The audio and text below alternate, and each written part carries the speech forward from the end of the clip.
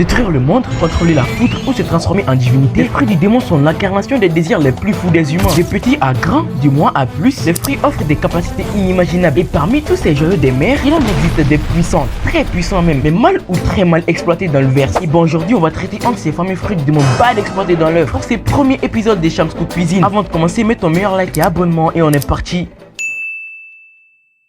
Le fruit dont on va parler aujourd'hui est le Baku Baku no Mi mangé par le tyran Wapol. Le paramécia confère à son utilisateur la capacité de manger n'importe quoi, qu'il s'agisse de matière organique ou non, et ce sans distinction. Imaginez un instant d'à quel point ce fruit est polyvalent. Son utilisateur peut consommer des objets de toute taille et de toute composition, y compris des armes, des bâtiments et même des êtres vivants. Après que le mangeur des fruits ait ingéré une substance, il est donc capable d'intégrer les propriétés de la substance à son propre corps. Par exemple, en mangeant du métal, il peut transformer des parties de son corps en un métallique. Tout ça combiné avec une capacité de pouvoir combiner des objets ou des êtres qu'il a consommés afin de créer de nouvelles entités. Cette capacité lui permet de fusionner différentes matières ou même des personnes pour en faire des créations hybrides. Avec un tel degré de polyvalence, le Baku Baku no Mi est un cas très rare, permettant à la fois d'ingérer n'importe quoi et d'utiliser toutes les propriétés de l'objet, mais aussi de faire fusionner des autres ou des êtres vivants afin d'avoir un mélange hybride. Le résultat, une nouvelle espèce.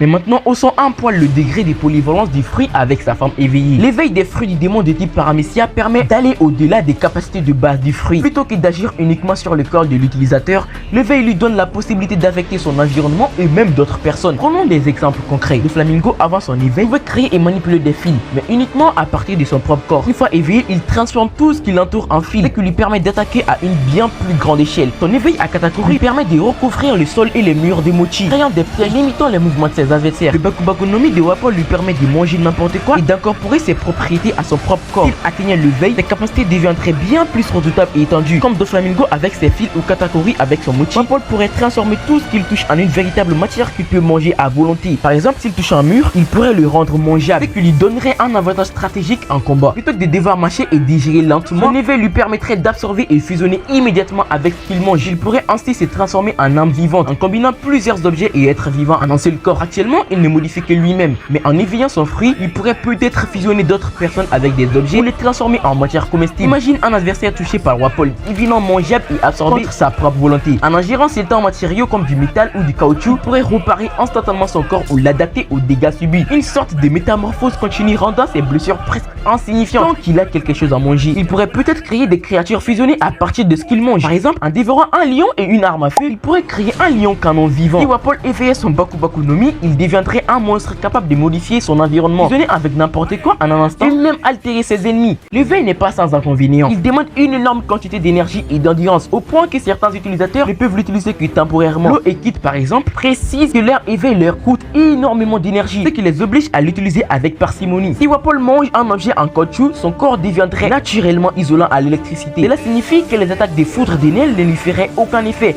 exactement comme avec le fil. Mais contrairement à ces derniers, Wapol ne serait pas limité à un seul type de corps. Il pourrait alterner ses propriétés en fonction de ce qu'il mange. Face à Enel, Wapol pourrait combiner plusieurs stratégies. Il mangerait son environnement pour se remodeler un corps encore plus massif et résistant. Il pourrait fusionner des métaux et du caoutchouc pour devenir à la fois élastique et ultra dur. Imagine un poids métallique extensible, capable de frapper avec une force énorme. En absorbant des armes ou des canons, il pourrait se doter d'un arsenal intégré, compensant ainsi l'énorme vitesse d'Enel. Le vrai avantage de ces derniers reste son mantra, qui permettrait d'anticiper les attaques. Mais face à un Wapol éveillé, capable de se remodeler en permanence, cela pourrait devenir insuffisant. Par exemple, face à Magellan, si Wapol mangeait un matériau résistant aux toxines comme certaines roches ou matériaux spéciaux, il pourrait devenir immunisé au poison du Magellan. Il pourrait aussi tenter de manger le poison lui-même et les rejeter sous une autre forme, contournant ainsi l'un des atouts les plus dangereux des Magellan. Le Baku Baku no Mi de Wapol, bien que présenté de manière comique à l'origine, cache un potentiel immense, surtout s'il attend l'éveil. Le fruit lui permettrait non seulement de manger et assimiler tout type de matériaux, mais aussi de modifier son propre corps en fonction de ce qu'il mange. Avec un éveil, ses capacités pourraient s'étendre à la transformation de son environnement en matière comestible, lui permettant d'absorber en continu et d'évoluer en plein combat. Cette flexibilité ferait de Wapol un combattant imprévisible, capable d'acquérir de nouvelles résistances, d'intégrer des armes directement à son corps et même de neutraliser certains adversaires en rendant leur propre pouvoir obsolète. Il pourrait ainsi devenir l'ennemi naturel de plusieurs utilisateurs de fruits du démon, en particulier ceux qui reposent sur un contrôle de leur environnement ou des effets directs sur leur cible. Imaginez un tout petit peu toutes ces capacités mélangées avec du haki.